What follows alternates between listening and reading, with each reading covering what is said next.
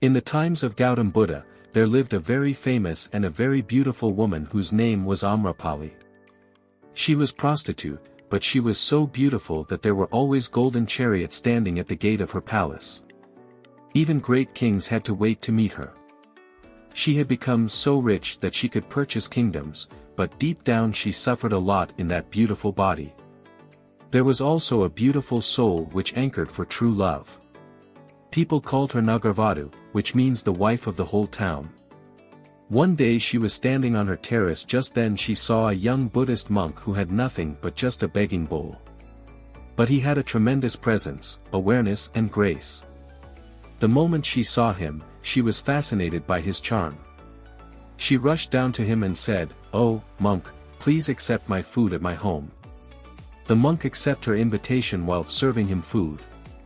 Amarapali said, "After 3 days, a rainy season is going to begin and I invite you to stay in my house for 4 months.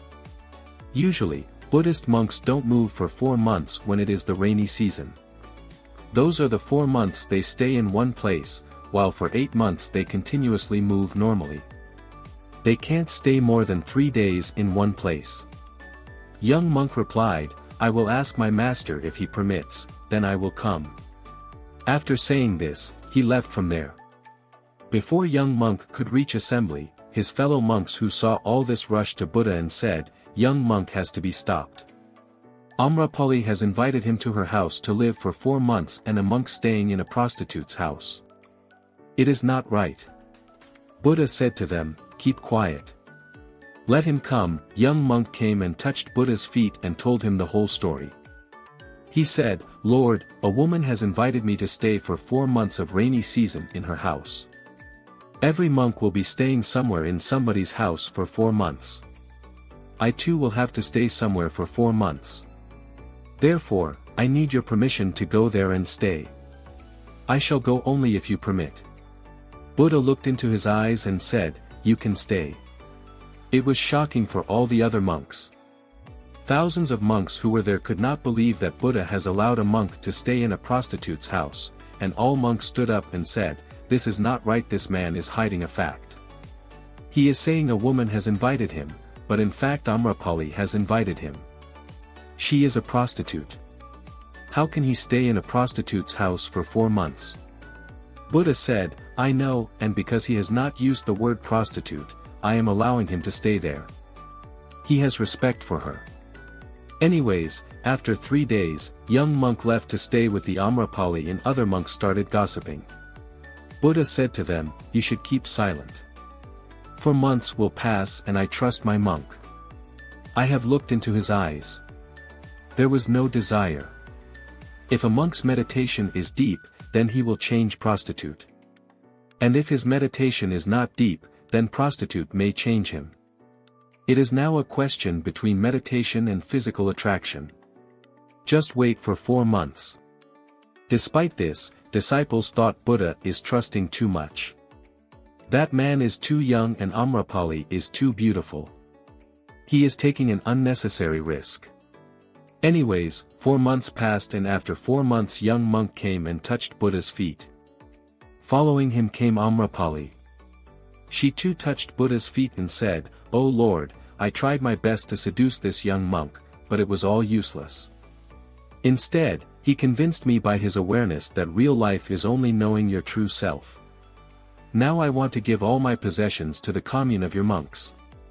And it is said that later Amarapali became one of the enlightened woman monks among Buddha's disciples. If we see in our lives, then we will find that often sexual thoughts start to arise in our mind and we get indulged in fulfilling our desire. Sometimes people even start masturbating to satisfy their lust. But no matter how much you satisfy the sex drive, it is never satisfied. Semen is regarded as the vital energy of the body, which should not be wasted. By conserving it, we can potentially achieve significant progress and success in various aspects of life. However, it is also important to note that the right way to control a sexual desire is not to simply suppress it. Suppression can also lead to other problems like mental stress or physical side effects. Instead, the emphasis should be on redirecting the energy behind sexual desire.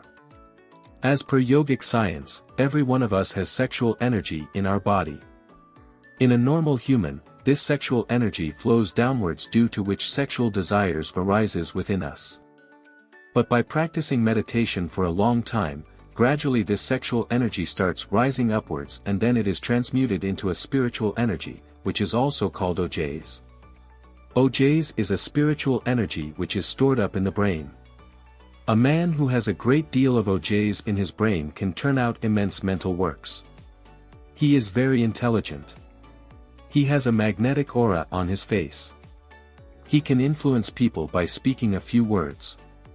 A short speech of his produces a tremendous impression on the minds of the hearers. Gautam Buddha, Paramahansa Yogananda, Swami Vivekananda, and Ramana Maharishi are few examples of such great personalities.